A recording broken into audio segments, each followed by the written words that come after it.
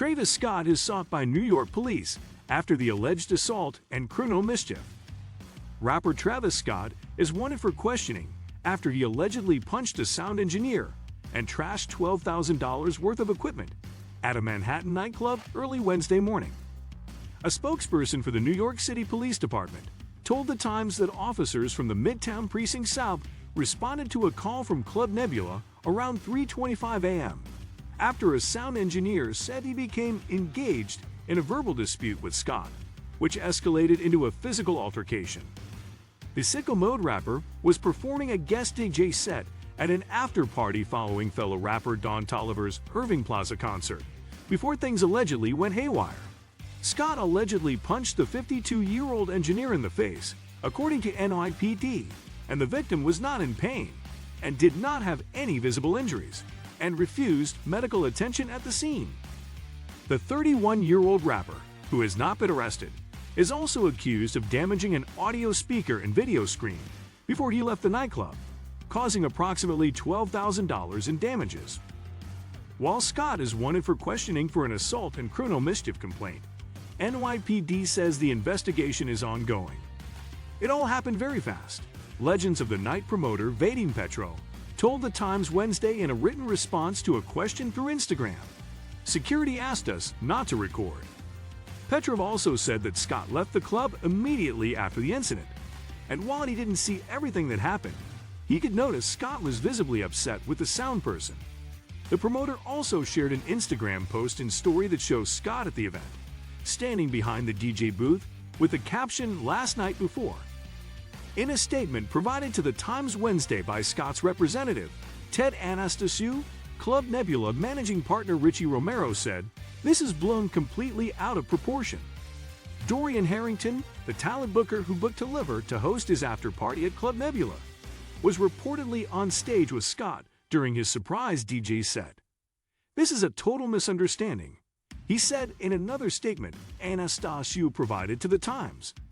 "What I saw on stage doesn't reflect what I read in the news. The music and the night turned out great, and everyone left peacefully." Scott's lawyer, Mitchell Schuster, is also insisting the incident was nothing more than a misunderstanding. While this is clearly a misunderstanding being blown out of proportion by clickbait and misinformation, we are actively working with the venue and law enforcement to resolve and set the record straight, Schuster said in a statement also from Anastasiou. "We are confident our client will be cleared of any wrongdoing." Scott, who is no stranger to controversy, is set to headline the Rolling Loud Festival in Inglewood this weekend. It will be his first local appearance since his Astroworld concert in November 2021, where a fatal crowd crush killed 10 people. Emily Street Martin is an entertainment reporter on the Fast Break desk. Before joining the Los Angeles Times, she contributed to the New York Times, InStyle, Cosmopolitan, NBC, Vice, Los Angeles Magazine, and the Southern California News Group. She also previously worked at The Hollywood Reporter. In 2022, she won third place for Best News Feature with the LA Press Club.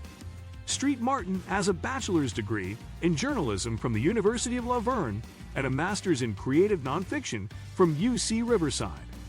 Chart-topping U.S. rapper Travis Scott is being sought for questioning by New York City police following reports of an assault and criminal damage in a city nightclub. A sound engineer at Club Nebula alleges that Scott punched him in the face following a verbal altercation early on Wednesday morning. It is alleged that Scott also caused $12,000, 10,000 pounds, worth of damage to a speaker and video screen. Police officers attended the scene. Scott had been performing a DJ set at the club for an after-party to a concert by labelmate Don Toliver.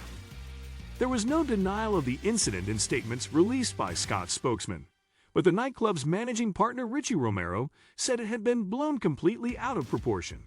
Scott's lawyer Mitchell Schuster characterized initial reports of the incident as clickbait and misinformation.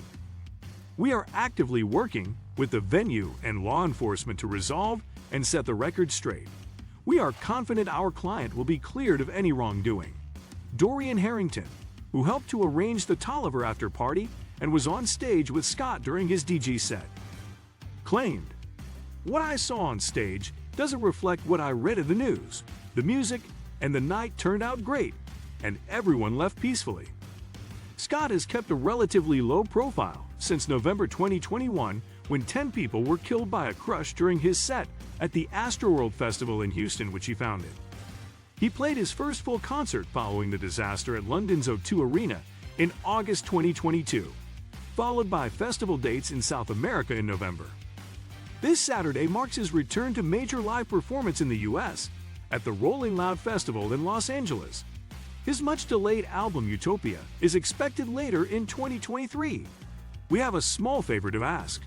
Tens of millions have placed their trust in the Guardian's fearless journalism since we started publishing 200 years ago, turning to us in moments of crisis, uncertainty, solidarity, and hope.